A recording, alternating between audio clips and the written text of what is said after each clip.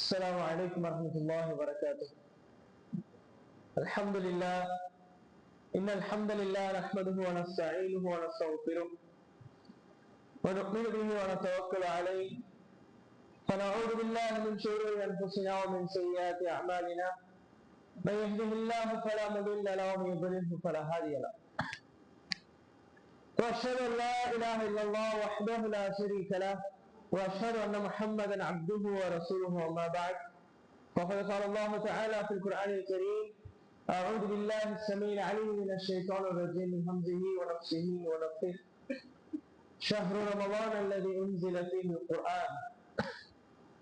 புகழும் புகழ்ச்சியும் ஏழு இறைவனாகிய அல்லாஹ் ஒருவனுக்கு உரித்தாக்கி அவரது சாந்தியும் சமாதானமும் முஹம்மது ரசூலுல்லாஹ் ஸல்லல்லாஹு அலைஹி வஸல்லம் அவர்கள் மீதும் அவர்களை பின்பற்றி இந்த பூமியிலே வாழ்ந்து சென்ற உத்தம சத்திய சஹாபாக்கள் மீதும் அவர்களுக்கு பின்னால் யாரெல்லாம் இந்த பூமியிலே அல்லாஹ்வுடைய கட்டளைகளுக்கு கட்டுப்பட்டு அல்லாஹ்வின் தூதர் முஹம்மது ரசூலுல்லாஹ் ஸல்லல்லாஹு அலைஹி வஸல்லம் சுன்னாக்களை பின்பற்றி வாழ்ந்து சென்றவர்கள் மீதும் குறிப்பாக சிறப்புமிக்க இந்த மாதத்தில் சிறப்பிற்குரிய இடத்தில் அல்லாஹ்வுடைய அருளை வேண்டியவர்களாக அவருடைய திருப்பொருத்தத்தை நாடியவர்களாக ஒன்று கூறிய இருக்கக்கூடிய நம் அனைவரின் மீதும் நம் குடும்பத்தாரின் மீதும் எல்லோருமாக கூறியவராக எனது உரையை ஆரம்பிச்சுகின்றேன். அன்பு இஸ்லாமிய உரைக்கும் நிலைவதற்கு முன்னால் ஒரு முக்கியமான ஒரு நிர்வாகம் ரீதியான ஒரு அறிவிப்பு. நம்ம எல்லாருக்குமே தெரியும், ரமலானுடைய மாதம் அப்படின்னு வந்துருச்சுன்னா பள்ளிவாசல்கள்ல ஏராளமான தேவைகள் இருக்கு அப்படிங்கிறது நம்ம எல்லாருக்குமே தெரியும். அந்த அடிப்படையில நம்முடைய பள்ளியில இமாம்களுக்கும் பிலால்களுக்கும் அதே மாதிரி ஆலிமாக்களுக்கும் போனஸ் அப்படின்னு சொல்லிட்டு ரமலானுடைய மாதத்துல கொடுக்கறது வளமை அப்படிங்கிறது நம்ம எல்லாருக்குமே தெரியும். அவர்களுக்கான அந்த தொகை அந்த திரட்டுவது வந்து பொதுமக்களாக நம்மிடம் இருந்தா கடந்த 2 வருஷமா நம்ம ஜமாத் மக்கள்கிட்ட மட்டும் அதை திரட்டுறதாக முடிவு செய்யப்பட்டு திரட்டிட்டு இருக்கிறாங்க. இன்ஷா அல்லாஹ் நீங்களும் இந்த முறையும் இந்த வருடமும் இன்ஷா அல்லாஹ் உங்களால் முடிந்த நன்கொடைகளை இன்ஷா அல்லாஹ் நீங்க என்ன பண்ணுங்க, நிர்வாகத்தை அணுகி அதுல நஜ்முதீன் அப்படிங்கிற சகோதரர் தான் பொறுப்பு போட்டிருக்கிறாங்க, அவர்கள் அணுகி கொடுங்க இன்ஷா அல்லாஹ். உங்களுக்கு அல்லது நிர்வாகிகளுக்கு தொடர்பு கொண்டு இந்த மாதிரி வீட்டை வாங்கின்னு சொன்னாலும் வாங்கிக்கிறதுக்கு தயாரா இருக்கிறாங்க இன்ஷா அல்லாஹ். அதனால உங்களுடைய நன்கொடைகளை அதிகமாக வாரி வழங்குங்க. ஏன்னா பள்ளிக்காக வேண்டி உழைக்கக்கூடிய, பள்ளிக்கு வரக்கூடிய மக்களுக்காக வேண்டி எல்லாத்தையும் தயார் செய்யக்கூடிய மக்களுக்காக வேண்டிதான் உங்களுடைய நன்கொடைகளை நீங்க வழங்க போறீங்க என்பதை நினைவுல வச்சு இன்ஷா அல்லாஹ் அல்லாஹ்வுடைய அதுக்கான கூலி எதிர்பார்த்து வழங்குமாறு கேட்டுக்கொள்கிறோம். இன்ஷா அல்லாஹ் இன்னைக்கு நாம என்ன பார்க்க போறோம் நேற்று சொல்லியிருந்தோம். என்ன பார்க்க போறோம்னு சொல்லியிருந்தோம். இமாம் நவவி ரஹ்மத்துல்லாஹி அவர்களுடைய வாழ்க்கை வரலாறு. ஏன் இமாம் நவவி ரஹ்மத்துல்லாஹி அவங்களை பார்க்க போறோம் அப்படின்னா, நாம இந்த தருணத்துல இந்த நாட்கள்ல நம்ம எடுத்துக்கக்கூடிய கிதாப் அவங்களோட இமாம் நவவி ரஹ்மத்துல்லாஹியுடைய அர்பஊன் நவவி 40 ஹதீஸ்கள் என்கிற கிதாபை தான் நம்ம எடுத்திருக்கோம். இந்த கிதாபை பத்தி நம்ம சொல்லணும் அப்படின்னா, நம்ம நேற்றையே சொல்லியிருந்தோம், எல்லா உலமாக்களுடைய அங்கீகாரத்தையும் பெற்ற ஒரு கிதாப். நான் சொல்லியிருந்தேன், இந்த தலைப்பின் கீழே 40 ஹதீஸ்கள் அப்படிங்கிற தலைப்பின் கீழே 12க்கும் மேற்பட்ட கிதாபுகள் இருக்குது. ஆனால் எல்லாவற்றையும் விட உலக அளவுல பிரபலமான, உலக அளவுல மக்களிடத்துல போற்றப்படக்கூடிய, அவர்களால் தெரிந்து கொள்ளப்பட்ட, உலமாக்கள் ஏராளமானவர்களால் தெரிந்து கொள்ளப்பட்ட ஒரு கிதாப் என்றால் இந்த அர்பஊன் நவவி, இமாம் நவவி ரஹ்மத்துல்லாஹி 40 ஹதீஸ்கள் கிதாப். அதே மாதிரி ஏராளமான உலமாக்கள் ஷரஹ்னுடைய ஒரு கிதாப்னாலும் இதுதான். ஏராளமான உலமாக்கள் மாணவர்களுக்கு பாடம் எடுப்பதற்கு பரிந்துரைக்கக்கூடிய கிதாபுனாலும் அது என்னதான் இமாம் நவவி ரஹ்மத்துல்லாஹியுடைய 40 ஹதீஸ்கள் என்கிற கிதாப் தான். சலஃப் அறிஞர்கள் சொல்றாங்க, அல்லாஹ் ஒருவருடைய பணியை ஏற்றுக்கொண்டான் என்பதற்கு, அல்லாஹ் ஒருவருடைய அமலை ஏற்றுக்கொண்டான் என்பதற்கு, அவருடைய அந்த செயலை அல்லாஹ் அங்கீகரித்துக் கொண்டான் என்பதற்கான அடையாளங்கள் ஒன்று, அல்லாஹ் அந்த செயலை இந்த பூமியில் உள்ள முஃமின்கள் எல்லாருடைய உள்ளத்திலையும் நேசத்திற்குரியதாக மாற்றி விடுவான். எப்படி ஒரு மனிதனுடைய செயலை, அவருடைய தியாகத்தை, அவருடைய ஒரு ஏற்பாட்டை அல்லாஹ் அங்கீகரித்துக் கொண்டான் என்பதற்கான அடையாளம் என்னன்னா, அந்த செயலை, அந்த ஏற்பாட்டை, அந்த உருவாக்கத்தை உலகில் உள்ள எல்லா முஃமின்களுடைய உள்ளத்திலையும் விருப்பத்திற்குரியதாக மாற்றி விடுவான். இமாம் நவவி அர்பஊன் நவவி கிதாபை பத்தி நம்ம சொல்லும்போது என்ன சொல்றோம், எல்லா உலமாக்களோடும் அங்கீகரிக்கப்பட்டது. எல்லா ஆளுங்களாலும் எல்லா மாணவர்களுக்கும் அதாவது அவர்கள் முன்னுரிமைப்படுத்த அவருக்கு பாடம் எடுக்க சொல்லக்கூடிய அளவிற்கு எல்லா உலமாக்களும் அங்கீகாரம் பெற்றவங்களாக அந்த கிதாப் இருக்குது. உலமாக்கள் சொல்றாங்க, அல்லாஹ் நவவி ரஹ்மத்துல்லாஹி நியத்திற்கு ஏற்ப அவருடைய இந்த பணியை பொருந்திக் கொண்டான் அப்படின்னு சொல்றாங்க. உண்மையை அல்லாஹ் அப்படியே ஆக்கி வைக்கிட்டோம். எந்த அளவுக்கு இமாம் நவவி ரஹ்மத்துல்லாஹி இந்த அர்பவுன் நவவி புகழ்படுத்தி சொல்லப்படுது அப்படின்னா, இமாம் நவவி ரஹ்மத்துல்லாஹி தொகுத்திருக்கக்கூடிய அந்த ஹதீஸ்களை சொல்றாங்க, அதுதான் இஸ்லாத்தின் அடிப்படை. அந்த ஹதீஸ்கள் இருக்கா இல்லையா, இமாம் நவவி ரஹ்மத்துல்லாஹி தொகுத்திருக்கக்கூடிய 40 ஹதீஸ்கள், அந்த கிதாபில் இருக்கக்கூடிய அந்த ஹதீஸ்கள் தான் இந்த ஒட்டுமொத்த இஸ்லாத்துடைய அடிப்படைகள். இந்த இஸ்லாத்துடைய அடிப்படைகள் எல்லாம் அந்த கிதாபுக்குள்ள இருக்குது. அதை ஒரு மனுஷன் படிச்சுட்டாலே, அந்த 40 ஹதீஸ்ல ஒரு மனுஷன் படிச்சு விளங்கிட்டாலே அவன் இஸ்லாத்துடைய அடிப்படைகள் எல்லாவற்றையும் விளங்கிய ஒரு மனிதனாக மாறுகிறான். எந்த அளவுக்கு முக்கியமான கிதாப் இது. இஸ்லாத்துடைய பேச ஒரு மனுஷன் விளங்கிக்கணும் அப்படின்னா, இஸ்லாம்னா என்னன்னு ஒரு ஆளுக்கு நாம சொல்லணும்னு நினைச்சோம்னா, நவவி ரஹ்மத்துல்லாஹி அர்பவுன் நவவி கிதாபை எடுத்து அந்த 40 ஹதீஸையும் படிச்சு அதுக்கான விளக்கத்தை சொல்லிட்டா முடிஞ்சிருச்சு. இதுதான் இஸ்லாம், இதுதான் இஸ்லாத்துல ஒண்ணுமே இல்லைன்னு சொல்ற அளவுக்கு இமாம் அர்பவுன் நவவி ரஹ்மத்துல்லாஹி அர்பவுன் நவவியில அவர் ஹதீஸ்களை தொகுத்து இருக்கிறார். என்ன சொல்லணும் அப்படின்னா, அல்லாஹ்வின் தூதர் ரசூலுல்லாஹி ஸல்லல்லாஹு அலைஹி வஸல்லம் வழங்கப்பட்ட முஅஜிஸால ஒரு முஅஜிஸா, அதாவது அற்புதங்கள் ஒரு அற்புதம் தான் ஜவாமிஉல் கலம், கூட்டறுத்தம் தரக்கூடிய, அதாவது ஒரே சொல் ஆனால் கூட்டறுத்தம் தரக்கூடிய ஒரு சொல் அப்படிங்கிற அல்லாஹ் ஒரு அற்புதத்தை அல்லாஹ் ரசூல் ஸல்லல்லாஹு அலைஹி வஸல்லம் தந்திருந்தான். அப்படின்னா என்ன, ரசூலுல்லாஹ் ஒரே ஒரு வாசகம் சொல்லுவாங்க, ஒரே சென்டென்ஸ் தான் சொல்லுவாங்க. ஆனால் எல்லா விதமான சட்டத்திட்டங்களையும் எல்லா விதமான விஷயங்களையும் தனக்குள்ளாம இருக்கக்கூடிய ஒண்ணா இருக்கு. இது அல்லாஹ்வுடைய ரசூலுல்லாஹ் ஸல்லல்லாஹு அலைஹி வஸல்லம் கொடுத்த ஒரு அற்புதம். அதை ஜவாமிஉல் கலம் சொல்லுவாங்க. சுருங்க சொல்லி விரிவான விளக்கத்தை கொடுக்கக்கூடிய வார்த்தைகளை ரசூலுல்லாஹ் ஸல்லல்லாஹு அலைஹி வஸல்லம் சொல்லுவாங்க. உதாரணத்துக்கு, ரப்பனா ஆத்தினா ஃபித் துன்யா ஹஸனத்தன் வ ஃபில் ஆখিরাতি ஹஸனத்தன் வ கினா அஸாபன்னார் துஆ சொல்றோமா? இது ஜவாமிஉல் கலம்ல உள்ள ஒரு துஆ. நம்ம கேட்கக்கூடிய நிறைய துஆக்கள் சுருங்க கேட்போம், ஆனா விரிவான அர்த்தங்களையும் விரிவான நலவுகளையும் உங்களுக்கு கொண்டு வந்து செய்யக்கூடியதா இருக்கு. சுருக்கமா கேட்போம், விரிவான தீங்குகளை விட்டு பாதுகாக்கக்கூடியதா இருக்கு. அதே மாதிரியான ஒரு துஆ தான் ரப்பனா ஆத்தினா ஃபித் துன்யா ஹஸனத்தன் வ ஃபில் ஆখিরাতি ஹஸனத்தன் வ கினா அஸாபன்னார். என்ன துஆ இது?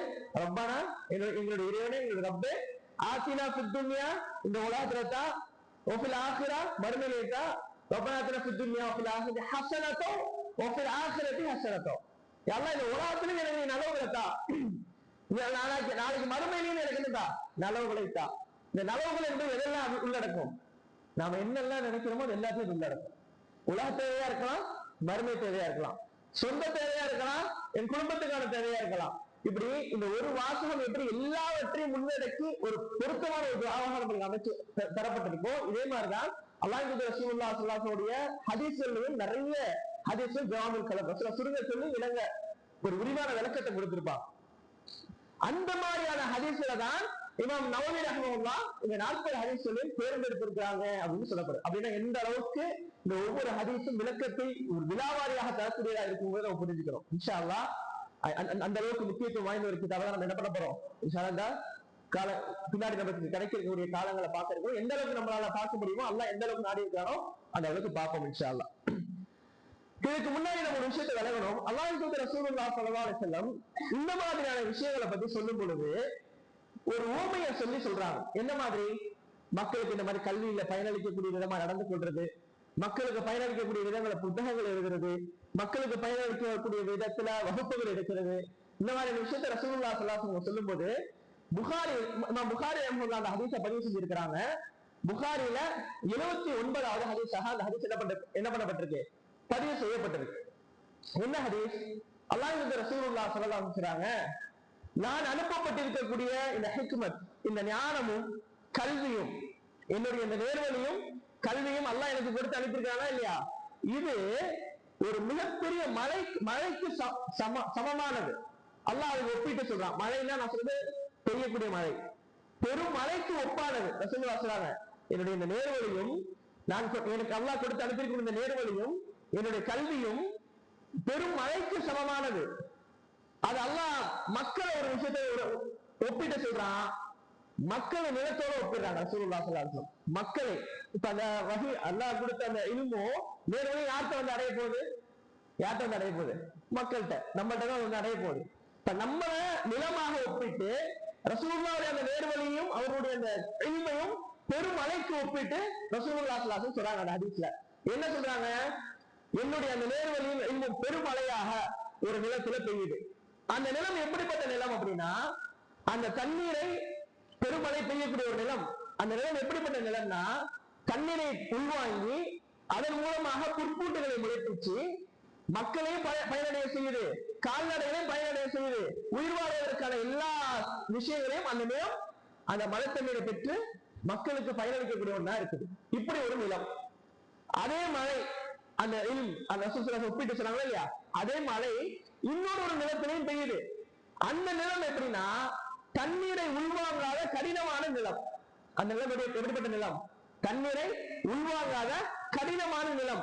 ஆனால் அந்த நிலம் தண்ணீரை தன் மேலால் தேக்கி வைத்துக் கொண்டு அதன் மூலம் கால்நடைகளுக்கு நீர் புகட்டுவதற்கு உதவியாக இருக்குது. மக்கள் அதன் மூலம் விவசாய நிலங்களுக்கு பயிரிடுவதற்கு நீர் பாய்ச்சுவதற்கு உதவியாக இருக்குது. அதே மாதிரி மக்கள் தாங்கள் தண்ணீர் அருந்துவதற்கு அது பயனுள்ளதாக இருக்குது. இப்ப ரெண்டு நிலங்கள் சொல்லப்பட்டாச்சா. ஒரு நிலம் மழை பெய்யுது, அந்த மழையை தானும் உள்வாங்கி உள்வாங்குவது மட்டுமல்ல புற்பூண்டுகளை முளைப்பிச்சு அதை கொண்டு மக்களை பயனடைய செய்யக்கூடிய ஒரு நிலம். இன்னொரு நிலம் உள்வாங்கல, ஆனா தேக்கி வச்சிருச்சு. தேக்கி வச்சுக்கிட்டு மக்களுக்கு அதன் மூலமாக பயனடையக்கூடிய ஒரு நிலையை ஏற்படுத்தி கொடுத்துச்சு. ரசூலுல்லாஹி மூன்றாவது நிலத்தை சொல்றாங்க. அந்த நிலமோ ஒரு கட்டாந்தர மாதிரி. அது தண்ணீரை உள்வாங்கவும் செய்யாது, தன் மேல அதை தேக்கி வைத்துக் கொள்ளவும் செய்யாது. மொத்தத்துல அதன் மேல பெய்கிற மழை எந்த ஒன்றுக்கும் பயனளிக்காததாகத்தான் மாறிவிடும் அப்படின்னு ரசூல் ஸல்லல்லாஹு அலைஹி வஸல்லம் இந்த மூன்று உதாரணங்களை சொல்றாங்க. சொல்லிட்டு சொல்றாங்க, இந்த முதல் ரெண்டு உதாரணம் இருக்கா இல்லையா, முதல்ல சொல்லப்பட்ட அந்த ரெண்டு உதாரணம், இது யாருக்கான உதாரணம் அப்படின்னா, யார் எனக்கு கொடுக்கப்பட்டிருக்கக்கூடிய இந்த ஹிதாயத்தையும் இந்த கல்வியையும் பெற்று அதன் மூலம் தானும் பயனடைந்து பிற மக்களுக்கும் பயனடைய செய்கிறார்களோ அவர்களுக்கு உதாரணமானதான் அந்த இரண்டு நிலங்களும். அப்ப மூணாவது நிலம் இருக்கு, அது யாரு? அல்லாஹ் ரசூலுல்லாஹி ஸல்லல்லாஹு அலைஹி வஸல்லம் சொல்றாங்க, யார் என்னுடைய இந்த நேர்வழி, எனக்கு வழங்கப்பட்ட இந்த நேர்வழியையும் யார் அது எனக்கு வழங்கப்பட்ட இந்த கல்வியையும் புறக்கணித்து அதை பொருட்படுத்தாமல் அதை வாழ்க்கையில் ஒரு முக்கிய பகுதியாக எடுக்காமல் தானும் எந்த விதத்தில் தனக்கு பயனெடுத்துக் கொள்ளாமல் பிறருக்கும் பயனளிக்காமல் இந்த உலகத்திலே வாழக்கூடியவர்கள், அதை மறுக்கக்கூடியவர்கள் என்று அல்லாஹ் ரசூலுல்லாஹி ஸல்லல்லாஹு அலைஹி வஸல்லம் சொல்றாங்க. இப்ப பாருங்களேன், இந்த கேட்டகிரியில நாம எங்க இருக்கோங்கிறத நாம யோசிக்கணும் ஒண்ணு. ஆனா இப்போ இமாம் நவவி ரஹ்மத்துல்லாஹி எங்க வைக்கிறது? இதுல சொல்லப்பட்ட முதலாவது இடத்துல முதலாவது உதாரணத்துக்கு நவவி ரஹ்மத்துல்லாஹி பொருத்த முடியும். அது தானும் கெடுத்து பிற மக்களுக்கும் பயனளிக்கக்கூடிய எப்படி ஒரு நிலம் புற்பூண்டுகளை முளைப்பிச்சு மக்களை பயனடைய செய்து அந்த மாதிரியான ஒரு கல்வியை நம்மளுக்கு கொடுத்திருக்காங்க அப்படிங்கறத நம்ம புரிஞ்சுக்கணும். அப்ப இந்த மாதிரி நிலைமைகள்ல உருவாகக்கூடிய பிள்ளைகள் நம்மளுக்கு முக்கியம். நம்ம என்ன வைக்கணும், இந்த நிலைமையில நம்ம உருவாக்கணும் பிள்ளைகளை அப்படின்னு இன்ஷா அல்லாஹ். அப்ப இந்த அளவுக்கு புகழ்பெற்ற இந்த கிதாப் இமாம் நவவி ரஹ்மத்துல்லாஹி அவங்க எழுதுனது. இமாம் நவவி ரஹ்மத்துல்லாஹி எப்போ பிறக்கிறாங்க? 631 ஹிஜ்ரி 631 இமாம் நவவி ரஹ்மத்துல்லாஹி பிறக்கிறாங்க. அவருடைய மரணம் 676. நவவி ரஹ்மத்துல்லாஹி பிறந்தது எப்போ? 631. அவங்க மரணிக்கிறது 676. எவ்வளவு வருஷம் வாழ்றாங்க? 45 வருஷம். 45 வருஷம் வாழ்ந்த இமாம் நவவியுடைய முஅல்லஃபா அவருடைய தொகுப்புகள் தான் இன்னைக்கும் புகழ்படுத்தி பேசப்படுது. இன்னைக்கும் பல இடங்கள்ல பாடங்களாக எடுக்கப்படுது. நம்ம எல்லாருமே எல்லா பள்ளிவாசலும் இருக்கக்கூடிய இன்னொரு ஒரு கிதாப், அதுவும் நம்ம நவவியோட தான். என்னன்னு சொல்லுங்க பார்ப்போம்.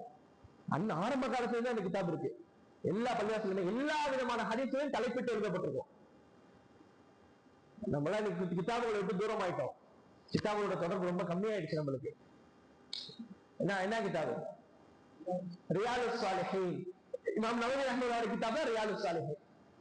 எல்லா இடங்களிலும் எந்த பள்ளி வாயிலும் ரியாலுஸ் ஸாலிஹீன் இல்லாம இருக்காது. அந்த அளவுக்கு மக்கள் மத்தியிலே பிரபல்யமான இன்னொரு ஒரு கிதாப் ரியாலுஸ் ஸாலிஹீன். இந்த அளவுக்கு அவங்க பணி, அவருடைய பணி இருக்கு. ரியாலுஸ் ஸாலிஹீன் பார்த்திருக்கீங்களா? படிச்சிருக்கீங்களா? படிச்சிருக்கணும். நம்ம அதை பார்த்திருக்கணும். அவ்வளவு தலைப்புகள். ஒரு மனுஷன் அதை படிச்சானா இஸ்லாத்துல நிறைய விஷயங்களை தெரிஞ்சுப்பான்னு சொல்ற அளவுக்கு. அதே இமாம் நவவியோட இன்னொரு கிதாப் தான் 40 ஹதீஸ்கள் அப்படிங்கிற கிதாபு. அந்த அளவுக்கு அவங்க கல்வியுடைய விஷயத்துல ஆர்வமா இருந்திருக்காங்க, நம்மளால பார்க்க முடியுது. பாருங்க, இமாம் நவவி ரஹ்மத்துல்லாஹி அவருடைய முழுமையான பெயர், நம்ம நவவின்னு சொல்றோம்ல, உண்மையில அவங்க பேர் நவவின்னு கேட்டா நவவி கிடையாது. புகாரின்னு சொல்றோம்ல, உண்மையில இமாம் புகாரியோட பேர் என்ன? புகாரியா? புகாரி பேர் என்ன? முஹம்மது. புகாரி பேர் முஹம்மது. ஆனா ஏன் நம்ம புகாரின்னு சொல்றோம் அப்படின்னா, இந்த மாதிரியான அறிஞர்கள் நம்ம எப்படி அடையாளப்படுத்துவோம்னா அவருடைய ஊர் பெயர்களை வச்சுதான் அடையாளப்படுத்தும். புகாரா அப்படிங்கிற ஊர்ல நம்ம புகாரி பிறந்து அங்கெல்லாம் எல்லாமே இருந்ததுனால அவங்க புகாரின்னு சொல்றோம். அதே மாதிரி நம்ம நவவி என்ன சொல்றோம், நவா அப்படிங்கிற ஊர்ல பிறந்ததுனாலதான் அவங்களும் என்ன சொல்றோம், நவவி அப்படின்னு சொல்றோம். அது உண்மையிலே நம்ம நவவி ரஹ்மத்துல்லாஹி பேரு யஹ்யா பின் ஷரஃப் அன்-நவவி. யஹ்யாங்கிறதா நம்ம நவவி ரஹ்மத்துல்லாஹுடைய அசல் பேர் அப்படிங்கிறத நம்ம தெரிஞ்சுக்குவோம். நவவி ரஹ்மத்துல்லாஹ் அஹ்லுஸ் சுன்னah வல் ஜமாஅத்தை சார்ந்த ஒரு மிகப்பெரிய மூத்த அறிஞர் அப்படிங்கிறத நம்ம புரிஞ்சுக்கணும். இப்போ நவவி ரஹ்மத்துல்லாஹுடைய தந்தையை பொறுத்த வரைக்கும் நீங்க யார் கிடையாது, ஒரு பெரிய ஆலிம்லாம் கிடையாது.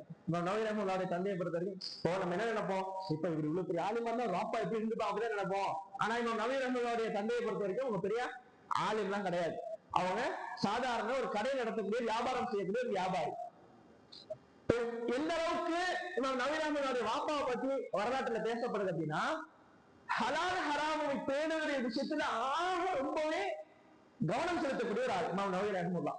அவருடைய தந்தை இமாம் நவவி ரஹ்மத்துல்லாஹுடைய தந்தை ஹலால் ஹராம் விஷயத்துல வரக்கூடிய ஒவ்வொரு பொருளாதாரமும் ஒவ்வொரு விஷயமும் எனக்கு ஹலாலா இருக்கணும், சின்ன வகையில கூட என்ன பண்ணிடக்கூடாது, ஹராம் கலந்துடக்கூடாது அப்படின்னு. எந்த அளவுக்கு பாருங்க அவருடைய வாழ்க்கையில இருந்திருக்கு அப்படின்னா, பிந்தைய வாழ்க்கையை திமஷ் போயிடுவாங்க. நவால இருந்து கிளம்பி திமஷ் போயிடுவாங்க. திமஷ் போனதுக்கு பிறகு எந்த ஒரு அன்பளிப்பு வந்தாலும் இவங்க ஃபேமிலியில வாங்க மாட்டாங்க. யாருக்கு அன்பளிப்புகள் வந்தாலும் இவங்க வாங்க மாட்டாங்க. ஏன் அப்படின்னா, அந்த திமஷ்ல இருந்த மக்களுக்கு மத்தியில ஹராமான செல்வம் அவர்களுக்குள்ள புழங்கப்பட்டுச்சு. எப்படி அந்த மக்கள் இடத்துல ஹலால் ஹராம் பேணப்படாத மக்கள், அந்த மக்கள் சர்வசாதாரணமாக ஹலாலான பொருளாதாரத்தை தங்களுடைய வாழ்க்கையில கொண்டு வரக்கூடிய மக்களா இருந்தாங்க.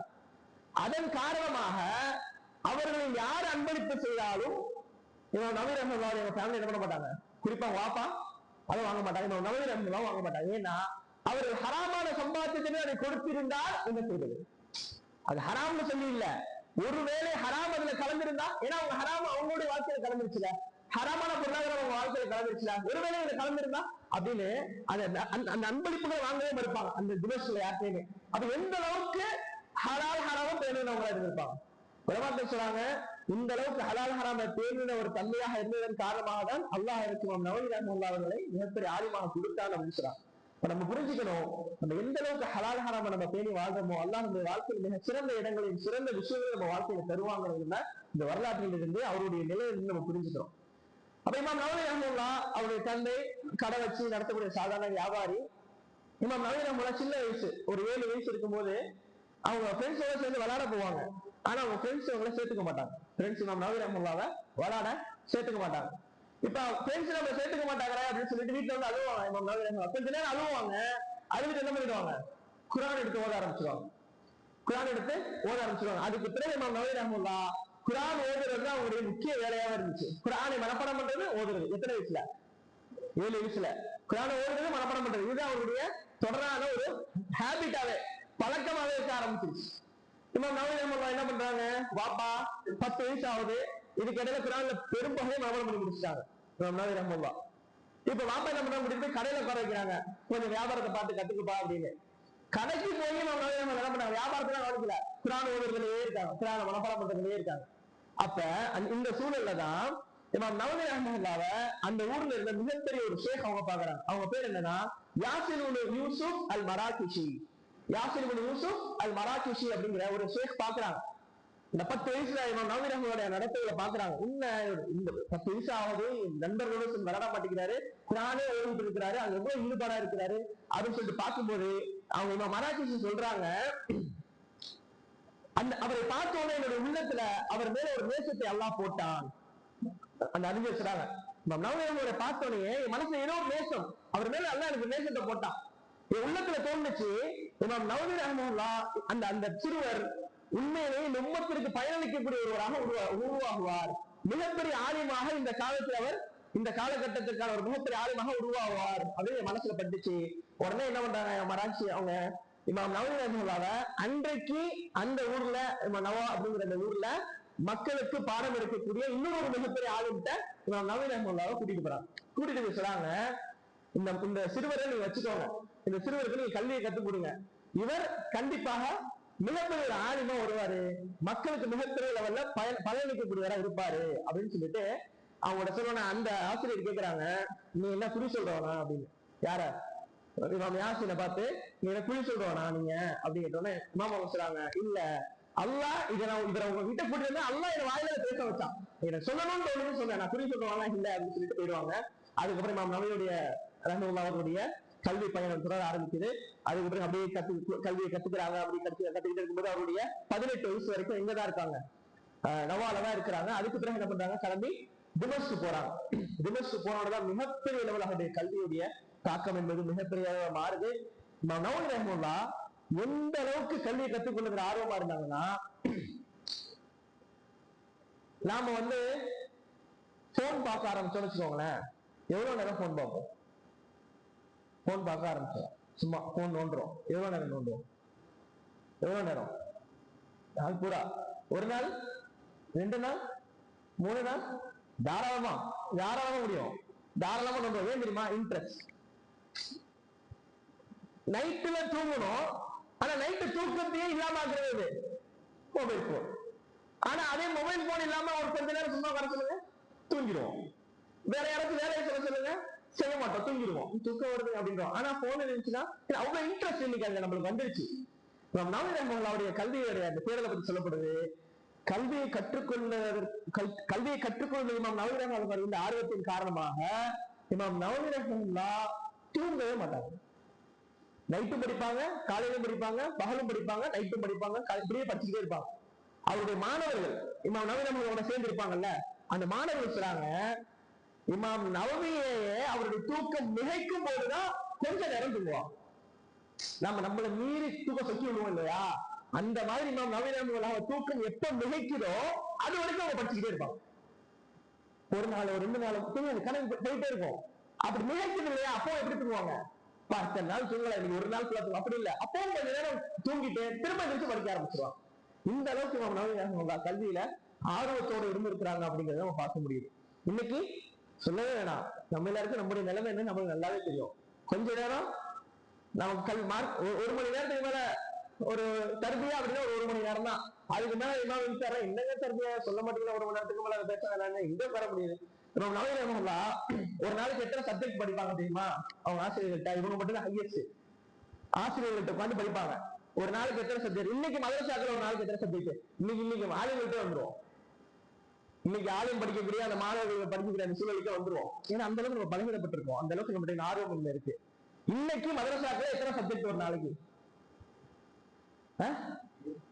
7, அதிகபட்சம் 7, அதிகபட்சம் 7. இமாம் நவவி ரஹ்மத்துல்லாஹ் ஒரு நாளைக்கு 12 சப்ஜெக்ட் படிச்சாங்க. 12 ஒவ்வொரு ஆசிரியர்களையும் படிச்சாங்க, ஒரு நாளைக்கு 12. அப்ப எந்த அளவுக்கு அவருடைய ஆர்வம் கல்வியில இருந்திருக்கும், அதனுடைய வெளிப்பாடுதான் இந்த அளவுக்கு இன்னைக்கு சமுதாயத்தை அல்லாஹ் அவருடைய பணிகளை பொருந்தி கொண்டிருக்கிறார். இந்த அளவுக்கு ஆர்வம் உள்ள ஒரு சமுதாயமாக நம்ம மாறணும். ஆனால் ஷைத்தான் அதிலிருந்து நம்மளை தூரமாக்கக்கூடிய எல்லா காரியங்களும் அழகான முறையில செட் பண்ணி வச்சிருக்கான்.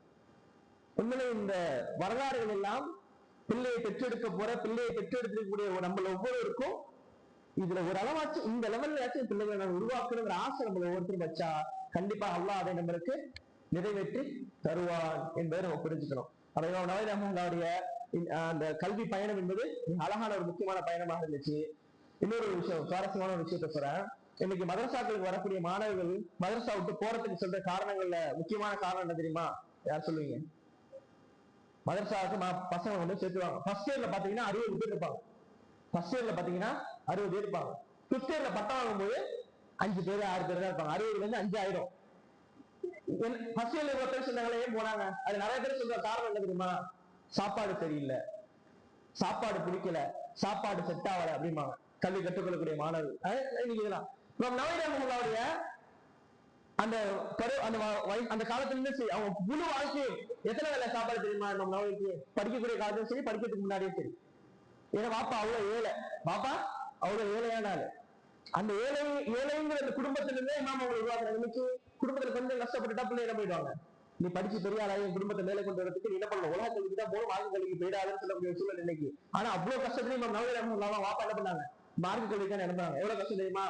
நவவி ரஹ்மத்துல்லாஹ் சின்ன பிள்ளைல இருந்து ஒரு வேளை சாப்பாடு தான், ஒரு நாளைக்கு ஒரு வேளை சாப்பிடுறாங்க. நவவி மட்டும் இல்ல, மொத்த குடும்பமும் ஒரு வேளை சாப்பாடு தான். அந்த நிலைமையில தான் நம்ம நவவி எங்க அனுப்புறாங்க? ரஹ்மத்துல்லாஹ் கல்வியை கற்றுக்கொள்ள அனுப்புனாங்க.